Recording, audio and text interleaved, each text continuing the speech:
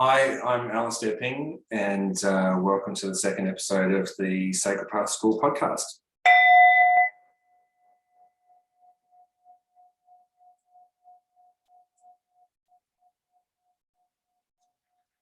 So just a little recap.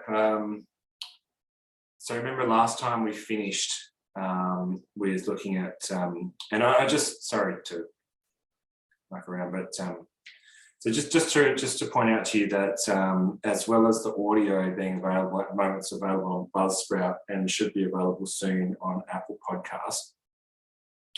Also, the video of this with the PowerPoint slides is also uploaded to the YouTube channel. So the YouTube channel is, of course, the Sacred Path School. And also there's a Facebook page, the Sacred Path School, and LinkedIn page, the Sacred Path School. So just an orientation. So remember last time we finished off the first podcast by asking some key questions. I'll just share that screen. So some of the key questions about how walking a sacred path were: do you believe in free will versus destiny? Or what's the balance between the two? How do you believe the world works? So in terms of like the big picture paradigm. What's the story you tell about who you are? Do you have faith that there is meaning in the world? In other words, is there more to the world than you can see, hear, touch, taste, and smell?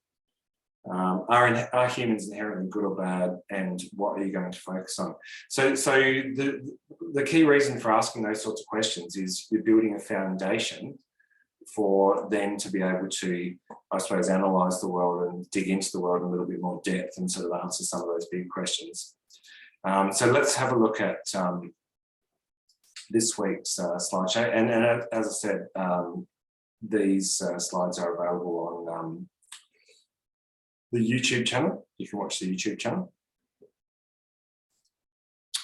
But I want to talk this week about my life as a project. So Jean-Paul Sartre is one of the, I suppose, key teachers, if you like, in existentialism. So Martin Heidegger and Jean-Paul Sartre, I would suggest you are a couple of the key people with regard to existentialism.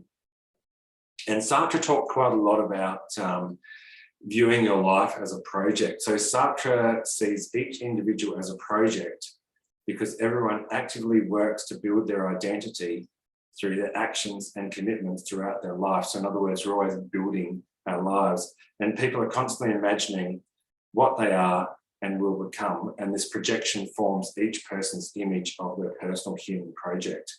So I just want to go through some key concepts in existentialism, and then just have a bit of a chat about what the implications are of those fundamental concepts. So some of the fundamental concepts that both Sartre and Heidegger explore, so nothingness, so the idea of an absence of being. So if you think about that going back to the model that we had, so that past, present, future model.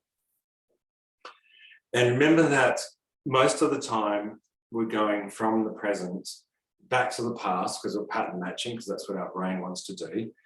And then we're trying to find a match for what we're experiencing now, or something similar to what we're experiencing now.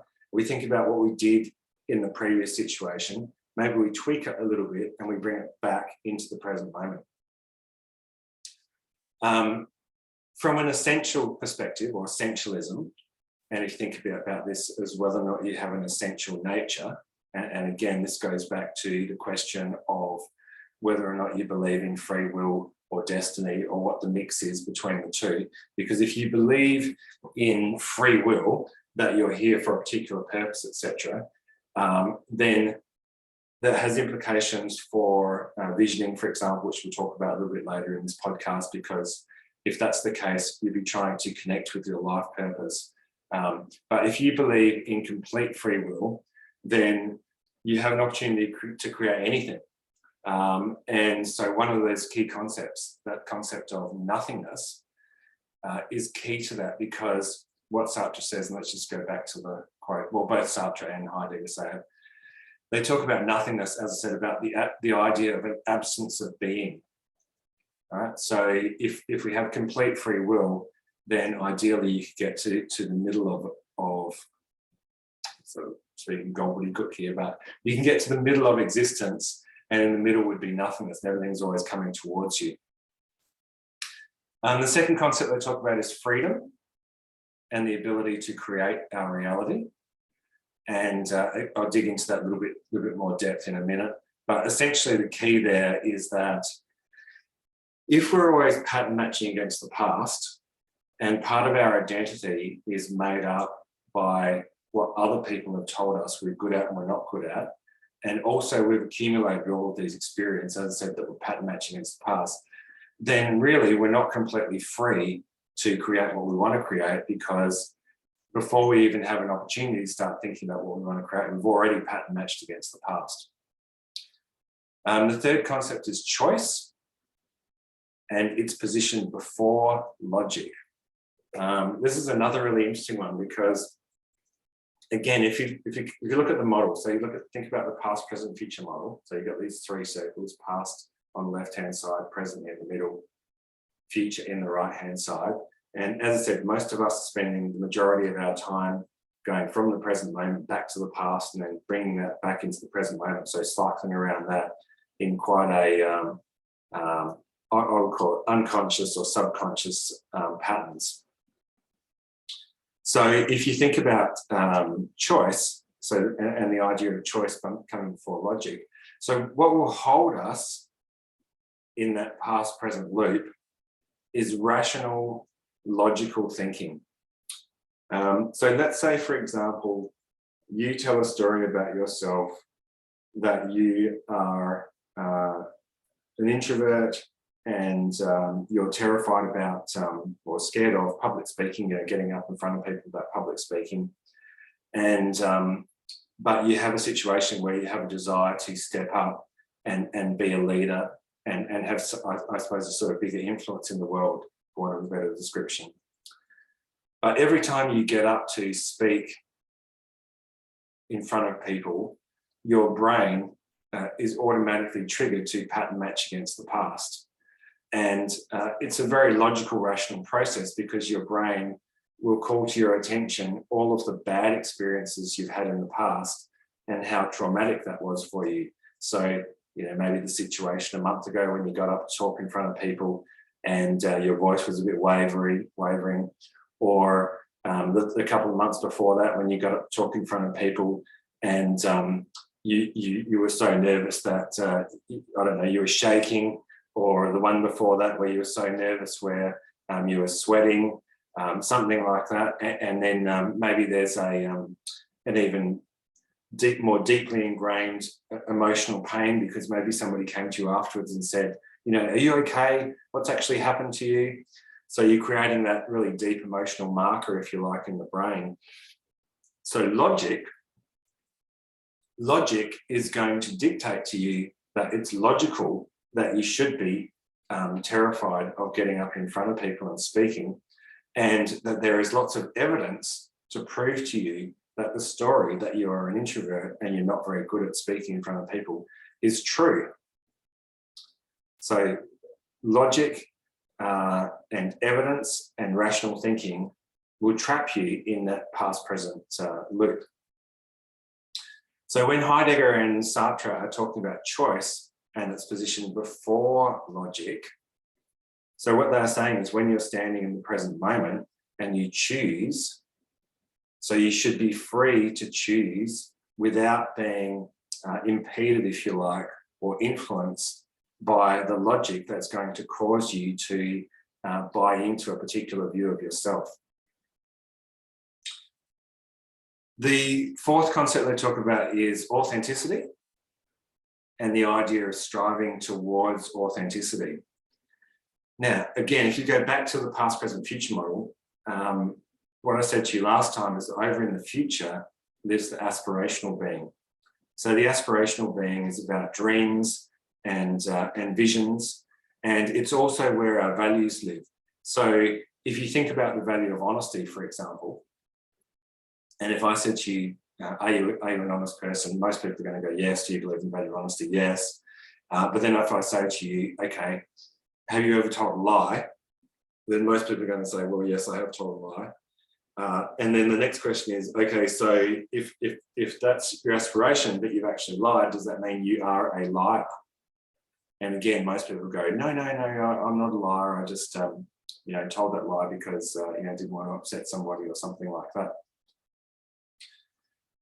So when you're talking about authenticity, when Sartre and Heidegger are talking about authenticity, authenticity is really about being authentic to our visions and our values. And in talking about striving towards it, what you're recognizing, what they're recognizing, is that it's not a fixed target. So you don't say, okay, I'm an honest person, that's it. We strive towards our values. So we strive towards, or we aspire to live our values, we aspire to live our vision, etc. And so therefore, authenticity, the idea of being authenticity would be being true to those values and true to our vision, however, acknowledging that we are more often than not going to fail. So we strive towards it. The next concept they talk about is intentionality and the direction of consciousness towards something. So again, in the last podcast, I talked quite a lot about acting intentionally. And the reason why you want to act intentionally is because, again, if you look at the model, if you're standing in the present moment and you're being bombarded by things, most of the time what's happening is we are reacting to events. So we're reacting to events as they occur. And again, when you react, the first action, I suppose, of the brain is to immediately pattern match against the past and look for something in the past that is similar to what you're experiencing now, so that you can make a subconscious decision to go down that path, as opposed to choosing to go the other way. Yeah, the other way is to go forwards. The other thing to be aware of is that we are all subject to perceptual priming. So we are influenced by the events that come into our lives, and it triggers, as I said, past memories or past events that prime us to act in a certain way. So a simplistic example would be, if I say to you, don't think about pink elephants, generally the first thing that will pop into your head will be a pink elephant. And if you've ever seen the movie Focus with Will Smith and Margot Robbie, there's quite a good example in there of how you can perceptually prime people to do certain things. The other concept to be aware of with this is what we're having to deal with, I suppose, with regard to the way that our brain works and the idea of confirmation bias. So the brain wants to be right. So if you pattern match against the past and you've already made a decision in the past to respond to a situation in a certain way, then you remember the higher order conscious reasoning in your brain is lazy. So it doesn't want to actually get out of bed and do anything. So if you've already made a decision before, or a similar decision before, your brain is going to pattern match against that and bring that back into the present moment. And of course, that's going to diminish your capacity to be authentic, because you're being mindless. Like I said, you're being primed. And as I said, your brain wants to be right. So your brain doesn't want to do the work or make the effort to reassess a decision that's already made. So confirmation bias occurs when you've already made a decision, and the brain will pay attention to all of the information that supports that decision that's already been made. So in other words, you're confirming that you've made the right decision, and you will ignore any information that disagrees with the decision you've already made. So when you're talking about intentionality, what you're trying to do, and remember Heidegger and Sartre and existentialism is very concerned with the very practical nature of existence. So it's not airy-fairy, navel gazing, things like that. It's about what actually happens in reality. So what you're trying to do by being intentional or acting intentionally is to, I suppose, prime the brain, if you like, to look for information, if you like, that is more aligned to what you are trying to create in the world. So see how it goes very, very tightly together with the idea of authenticity, and authenticity being dependent or related to what your vision is and what your values is. So when you're sitting in the morning, for example, and you're trying to set up your day, instead of thinking about what you need to do today, a more useful way of thinking about it is to consider what is your intention for today. So in other words, how do you intend to be today? So you can have a really big to-do list of 20, 30 things, whatever. And you can get up in the Monday morning, often it's Monday morning, Monday-itis. You get up in the morning and you think, oh no, I've got all those things to do. And so immediately you go into work, for example, or whatever you're doing, and you start getting reactive to the events as they occur. And remember, you've already made a decision that it's going to be a bit of a nightmare of a day because you've got a lot of things to do. So then therefore, as you are affected by the events of the day, and maybe you have various challenges during the day, your brain is very much focused on information or events that are going to support the decision you've already made that you're going to have a crap day, even though the decision that you've already made is to your detriment. Okay, because obviously none of us really want to have a crap day. So the weird part about that is that the brain is more interested in being right than in actually creating an environment for happiness or well-being. So the counter to that is to act intentionally. So to think about, as I said, what is my intention for today? And the next concept is action. So action as intentional and authentic. So hopefully you can see that it relates to what I've already been saying about the idea of not just acting mindlessly or acting in a reactive way, but taking the time to work out what it means to be authentic, what your intention is about how you would like to be. And again, note the difference between being and doing. And that ideally what you're doing is taking action which is aligned to what that intention is and being authentic. And then the last question is angst. So the uncertainty that leaves us with anxiety about the future. And most of us would have experienced this quite, what would you call it, sort of strongly over the last 2 years with the events that have been happening in the world, about anxiety about what's going to happen in the future. Now, the interesting thing about it is that I suppose that the sort of normal reaction to angst or uncertainty from that past, present, future model is to retreat back to the past, because remember that the past, present loop is a safe loop. It's based on evidence. It's based on rational, logical thinking, right? And remember that logic will encourage you, if you like, or trap you in that way of thinking. And what happens to a lot of people is, well, put it this way, everybody starts off in life with aspirations and dreams. But life can be very cruel and life can slap you down. You can have like challenges and things that cause you to, I suppose, come to the conclusion that it's too hard to pursue those dreams, or it's too challenging to pursue your dreams. And so what happens is you retreat back into that past, present loop and basically map out your territory.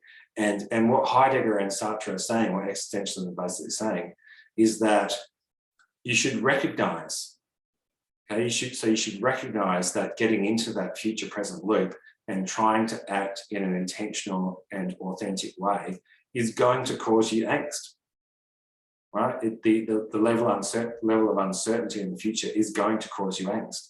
But instead of retreating from that, what we should be doing is finding the courage to be able to, I suppose, embrace that uncertainty and accept that level of angst. So the key position of existentialism is that we create our reality through the choices that we make and the way in which we act upon these choices. And so the authentic being acts from a position of freedom and with pure intent. So Heidegger talks quite a lot, if we go back to the idea of freedom, and if you think about the model, the past, present, future model. So Heidegger talks quite a lot about the idea of being free of them. And so them, as I mentioned before, are all those people that have told you who you are and about what is possible in life.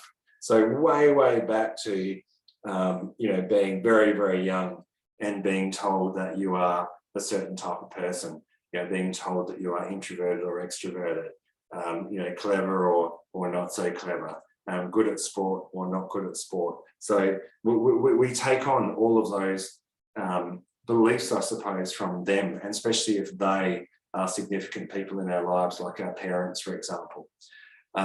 But in taking on all of that, that limits our possibility for what we see in the future and what we are able to create in our lives, because by definition, they have narrowed down the possibilities for us. So Heidegger talked quite a lot, I said, about finding freedom from them. So let's just go to a quote from Sartre. So this is a quote from Sartre. So it is the act which decides its ends and motives, and the act is the expression of freedom. So this is very much saying, aligned to what I was saying a minute ago about what Heidegger says about freedom. So let's get that again. So it is the act which decides its ends and motives, and the act is the expression of freedom. So in an ideal world, from an existential perspective, as I noted before, is that we should be acting with pure intent. And again, remember that how you view the world and how you view the balance between destiny and free will is going to influence how you take on a concept like this. Because what Sartre and Heidegger were talking about was trying to get to the point where you are basically, as I said, completely free to create whatever you want to create, and free of any sort of beliefs around destiny or pre-paving or anything like that that's come into your life. And so again, what Sartre is saying here is that it is the act which is the expression of freedom. Okay, and what you're trying to do, as I said, is act with pure intent. And this is another quote from Sartre. So this is from Being and Nothingness. So nothingness lies coiled in the heart of being like a worm, right? Which again, another sort of confronting quote, confronting concept. But what he's saying, and what Heidegger again talks about, is this concept of nothingness. And again, this will be at odds with the idea of essentialism or destiny. So if you believe in essentialism, you believe that human beings have an essential nature, and basically you bring that into the world and you project it forwards. And what Sartre and Heidegger talk about is this idea of nothingness. So in the heart of being, so in the middle of being, there's actually nothing, is what they're saying. And if you think about what the implications of that are for creating what you want to create in the world, it's quite significant. It's also worthwhile considering, I think, if you think about that past, present, future model, and about how we circle around through that past, present loop, it's worthwhile considering how that relates to Buddhism and the concept of samsaric loops in Buddhism. So Buddhism talks about we go around and around and around the loop. So the loop basically goes from the present back to the past, back to the present, back to the past, and go around and around and around. And when you're doing some sort of practice, like, for example, like Vipassana, so in Vipassana, you start off with Anapana meditation, which is single point meditation or breath meditation. And what you're trying to do is basically get the brain to stop. So stop reacting to events, and find peace in the present moment. And in the act of stopping the brain from going round those samsaric loops, so constantly reacting, what happens is you create an environment that allows some of those past stuff to come up. And then, of course, gives you the opportunity to do something about it. Right. So what do we do with all this stuff? So you might recall that last time I talked about how the three circles go together, and that if you were doing or creating, I suppose, peak performance, or you're able to sort of self-actualize, then in the three realms of past, present, future, you're doing specific things. So in the past, what you're doing is transforming past experience. So you're identifying and eliminating in a systematic fashion and on a daily basis, limiting beliefs and fears that are associated with past performance failures and any painful or disturbing emotional issues from past events that negatively affect self-confidence and self-esteem. So see how this comes back to what I was talking about a minute ago with Buddhism, and about some of the practices you can do to identify and eliminate, and in a systematic fashion, those limiting past beliefs and failures.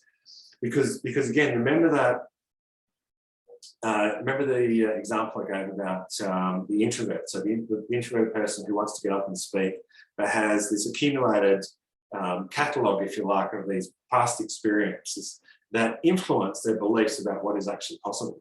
So every time they get up to speak, the act of actually stepping onto the stage or stepping onto the microphone triggers all of these past memories, because remember, the brain is instantaneously and the whole time trying to pattern match against the past. Okay? So the brain is always in the background asking the question of, well, what have I experienced that's like this? What's this similar to what I've seen before? Is there an experience that I had that I can just pattern match that's going to be easy for me, that's not going to cause me to have to reassess current events? So you need some tools to be able to do that. And so now we're getting on to the idea of my life as a project. So if you think about my life as a project, what are the things that you would actually have to put into that project to be able to make it work?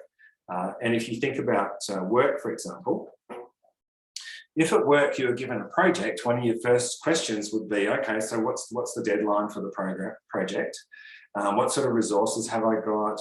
How much money have I got, for example? What information do I need? Have I got other people to help me, etc., etc. And really what Sartre is saying, if you go just back for a sec to that original quote, just let me find it, sorry. So if you go back to, sorry, it wasn't a quote, but if you go back to what I originally said. So Sartre sees each individual as a project, because everyone actively works to build their identity through their actions and commitments throughout their life. So people are constantly imagining what they are and will become, and this projection forms each person's image of their personal human project, right? So you can think about, for example, how significant events in your life actually change what you believe is possible in your life. And which is called defining moments, which we'll go through in, I think, the next podcast, or might be the one after that. Okay, but the point with this is, if we're going to treat our life as a project and we're using an existential lens to be able to do that analysis, then from an existential perspective, remember we're operating in these three domains, right? So what should we be doing in those three domains, and what sort of tools could we use to be able to help us? So just go back a sec to the past. So in the past, ideally what we're doing is transforming past experience. So from an existential perspective, what we're trying to do is be free of them, right? So be free of negative past experience, be free of, maybe the negative things that people have told us, anything that we've experienced in the past that negatively influences what we believe is possible to create in the future. Because if our possibilities in the future are limited, then of course we're not completely free. So see how these concepts start to come together? Okay, so then in the present moment, what you should be doing is proactively managing the present. So using practices to increase positive belief and confidence and resolving belief conflicts as they arise. So again, this very much relates to some of the concepts we talked about being free, about being able to act with pure intent, and about being authentic. So in the present moment, remember what we're dealing with the brain. So the brain wants to instantaneously pattern match. Systems 2 thinking the brain is extremely lazy, so it doesn't want to get out of bed and do anything. And most of the time we're operating on autopilot when ideally, obviously, we want to be able to act intentionally. So if we want to be able to act intentionally, then what we need to be doing in the present moment is using, as I said a minute ago, practices to increase positive belief and confidence. And also, of course, practices to influence our ability to be as present as possible so that we can exercise power by making choices. Now, it comes back to the concept that I talked about a minute ago of choice and its position before logic. All right? So remember that the brain wants to orientate backwards. So the brain wants to orientate back to, what have I experienced like this? What's the evidence, etc.? What have all the experiences been? But if we want to act in an authentic and intentional way, then we need to orientate forwards. And we need to engage the power of choice before logic. Right? So we need to be as present as possible so that we can, I suppose, experience the events that are occurring in front of us in the present moment and have the opportunity to act in alignment with our aspirations and not in a reactive sense. And if you're curious, Carlos Castaneda, who wrote the whole series of books on teachings of Don Juan, which is really interesting about Toltec teachings, essentially, talks quite a lot about how he talks about this warrior teachings, how the warrior is able to seize the moment of opportunity before it flies past us. And we're probably all able to think about instances where we weren't present enough to actually act on something as it occurred. It was only after it's gone past, we went, oh, far out, I just missed that opportunity. Right? So in the present moment, we need to engage with tools like mindfulness, breathing, meditation, anything that's going to allow us to be as present as possible so we can seize the opportunity to choose. Because remember, freedom is about being able to choose. But we can't take our freedom for granted because the way we're hardwired with our brain is that, as I said before, we're even aware that an opportunity has happened, it's already passed, it's already gone to the past. So then the third circle there is the future one. So what should you be doing in the future? Well, you should be creating a compelling vision. So connecting with what your aspirations are for life and clarifying what your values are so that you can align your actions to that. And remember, of course, you can't be authentic if you don't know what it is that you are trying to create. And it's very hard to be intentional if you don't know how you are trying to be. So with all of this, to come back full circle, with all of this, where do you start with all of this? And you might recall, again, in the last podcast, I talked about starting with vision. And that's where I would suggest that you start in terms of being able to put together maybe a project plan, if you like. If you talk about my life as a project, where do you start? Start off with vision. And you can look at vision in these 5 different areas. So physical, emotional, mental, material, and spiritual. And it's quite easy to get a read on how you're going in those 5 different areas. So if you think about, if you've got a pen now, or if you want to just jot this down or think about it. If you think about physical well-being, so you think about sleeping well, eating well, exercising well, think about how you're going out of 10. What's your number? And what you'll find is the number will jump straight into your head. Then if you think about emotional well-being, so being in touch with your emotions, expressing them in a healthy way, forming good relationships with people. Again, how are you going out of 10? And then mental, so the mental stuff is really about being sharp on the ball, up to speed with the latest things. Again, how are you going out of 10? And then material, are you happy with the things that you have in your life? How are you going out of 10? Again, write your number down. And don't try and second guess the number, by the way, because it's really is your opportunity here to engage with what your intuition is telling you. And then the last area is spiritual. So spiritual means different things to different people, but essentially it's a connection with the unseen aspects of life. And it's important because remember that when you're stepping into that future circle, so when you're trying to step out of the past present circle and step into the future present circle, that future area, if you like, is risky. And this is where that whole concept of angst and uncertainty comes up. And remember that logic and rational thinking won't actually help you. Logic and rational thinking will trap you in the past present loop.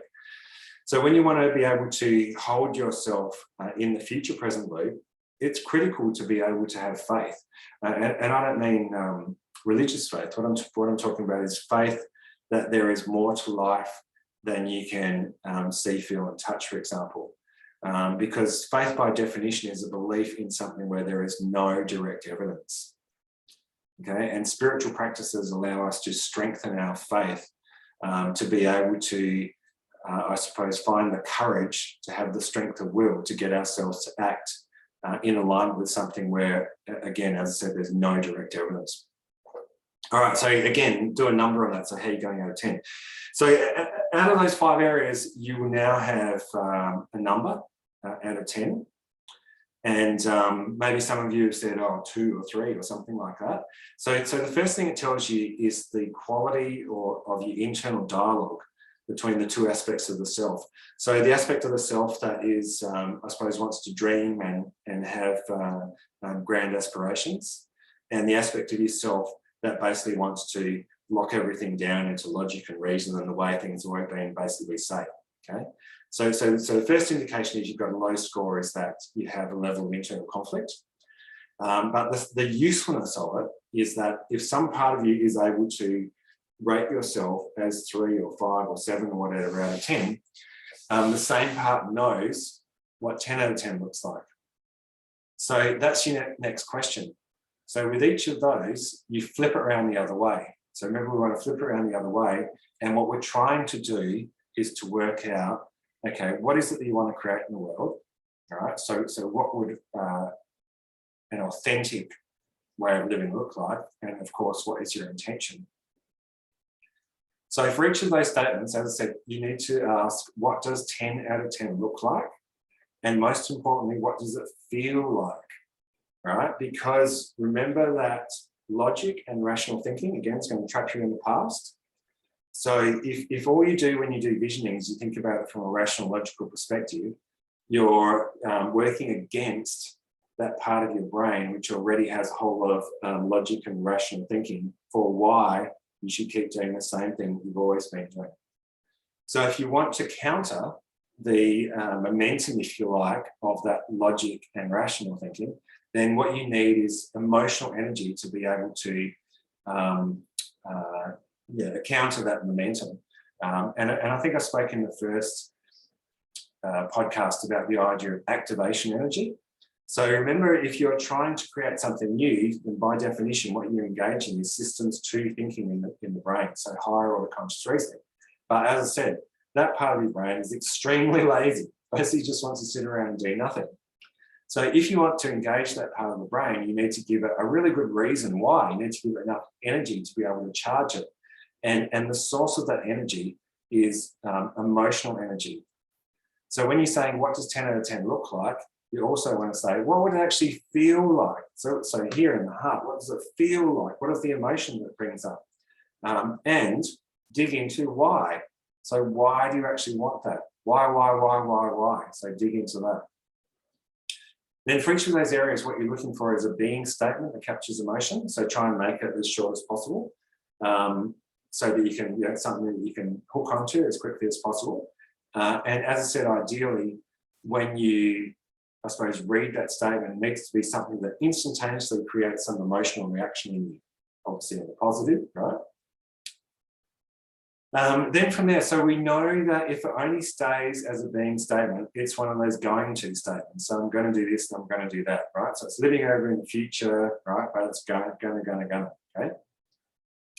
And remember, from an existential perspective, what we're trying to do is we are trying to have an influence on the world, and we're trying to act with pure intent and authentically, right? So the next question you need to ask, you need to cross the bridge from theory into reality. So we need to cross over from the future into the present moment. And what we need to do is ask, what would you need to habitually do to be like that? Okay, so what would you need to do over and over and over and over and over and over again to be like that?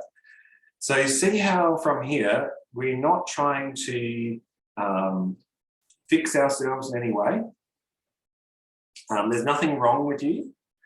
So even if when you did that exercise a minute ago, for all of the 5 things you said, oh, 1 or 2, no, there's nothing wrong with you, because as soon as you buy into, oh, far out, what's wrong with me, I only scored 2 out of 10, then instantaneously you're wasting energy beating yourself up. Excuse me, and that's energy that you are not able to engage in creating what you want in the future, okay? So your first task always, when you're trying to create the new, is to make peace with the past. Okay, so see how, again, that relates to the idea of being free of the past, free of them, so releasing all that baggage. So everyone asks this question, so what would you need to habitually do to be like that? And then what will drop out of that is a weekly routine. Okay, and then your task on a weekly basis is basically to run your weekly routine, manage your weekly routine, align your intentions with your actions and the story, the interpretive story that you tell about it. And spend as little time as possible beating yourself up, as little time as possible, wishing the future could be different, and using all of your energy to create what you want to create by aligning your actions with what you're trying to create. And in that way, you're acting in a authentic and intentional way. Now, the other thing to put into your project, so that's the first thing I'd say put into your project, is to do visioning. But you probably gathered in looking at the model that the way, and again, I talked about this in the first podcast, is that the way that we're hardwired is we default into linear thinking, where we're faced with a problem. Our first question is go backwards. What's the root cause of this problem? How do I fix it? Come up with a solution that we then project forwards. Okay. And what you're trying to do with this, so the first thing you put into your project plan is visioning. The second thing that I would suggest you, as I said, when you're looking at that past, present, future model, we default into this linear thinking. And ideally, what you want to be able to do to get into that future present loop is you want to start thinking in a more circular way. So you want to create circular feedback loops that allow you to, from point A, work out, okay, so what is my intention? What's the action that's aligned to that? And then to be able to circle back around, right, to the same point again, and ask the question, okay, were you aligned to that intention? And if you weren't, great, so you spiral upwards. So remember, we're looking at the path of ascension. So how do you walk a sacred path through life? Or if you're not, then to change the way that you're being. So the first critical feedback loop to put into place, excuse me, is daily practice, okay? So a daily feedback loop that goes around. Daily practice, you really only need to have 3 elements. So the first element is in the morning, set your intention. All right, so in the morning, ideally what you would do is take a little bit of time, sit quietly, do a bit of breathing, center yourself, etc. And then ask the question of, okay, so how do I want to be today? So what is my intention for being? And remember that we're working very much on the being side rather than doing. So, and most of us get up and say, what do I need to do today? So I have, again, 20 things to do on my to-do list. But a better question to ask is, how do I want to be today? Because by asking that, you're projecting your mind forwards, so intentionally to the future. and hopefully creating an environment where you're able to pattern match against that, as opposed to being reactive and pattern matching against the past. During the day, so we all know that, as I said, events occur and we go off track. So during the day, at some point, what you want to do is check in. So you want to monitor your internal dialogue, and you want to check in with whether or not how you're being is aligned to what your intention is. And if you're off track, don't beat yourself up, because again, then you're wasting energy. All you want to do is just acknowledge that you're off track. So this is a very Buddhist perspective, acknowledge that you're off track and redirect. So gently bring the mind back to what your intention was. Then at the end of the day, we just want to ask two key questions. So the first question is, what did I do right today? And the reason that why you want to ask that is because the brain is hardwired to ask what went wrong today. So we've all had those experiences where you've had a really busy day at work. Maybe you've come home, you've had dinner with the family, friends, whatever. Maybe you've had a glass of wine, whatever. Flopped into bed exhausted, can't go to sleep, because as soon as you lie down, your brain starts rifling back through all the events of the day and all the things that went wrong, and you start thinking about how you could fix it. Same thing happens, 3 o'clock in the morning. Problem with that is that we know from neurocognitive science that the brain is plastic. So the brain is always creating new neural connections, but we only have a certain capacity. So during your sleep, you go through a process called synaptic pruning, where you're chopping away the ones that you're not using. And you get to keep what you're paying most attention to. So if you're paying most attention to all things that went wrong, guess what? You get to keep that. So asking that question of what should I do right today is a way of hacking the brain, getting the brain to focus on something slightly different. And then the second question to ask is, what am I grateful for? And again, the reason that you ask that is that we know from the happiness research, so particularly Martin Seligman's research, positive psychology, authentic happiness. We know if all you do for the next 3 to 6 months is you write down 3 things you're grateful for every day, then you're going to bump your band. So we'll go up and down this band, like happy, unhappy, etc. We're going to bump your band up by about 15%, which is pretty significant. So the second bit, as I said, that I would suggest putting into your project is daily practice. So just to finish off, so the enemy, I suppose, of being able to change. So remember I talked in the first podcast about the poison is cynicism and sarcasm. So remember, cynicism prevents you from having faith. So remember, if you have faith, you can't believe in something where there's no direct evidence. Sarcasm diminishes your relationship with truth, which makes it hard to trust other people, hard to trust yourself. And the superpowers are curiosity and gratitude, right? So fixed thinking is the enemy of change. And if you want to create something new in your life and you want to create a project, then the best thing to do is to embrace curiosity and gratitude and the principles of experimentation and play. So your key question should be, I wonder what would happen if I did this? And then, as I said, you start embedding those feedback loops.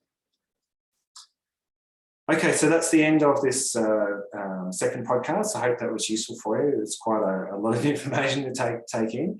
As I said, I'll upload the video of this to the YouTube channel. So YouTube channel is just the Sacred Path School. And also, again, I'll put the link on LinkedIn and Facebook. And thank you very much for listening. Catch up with you again in a couple of weeks' time.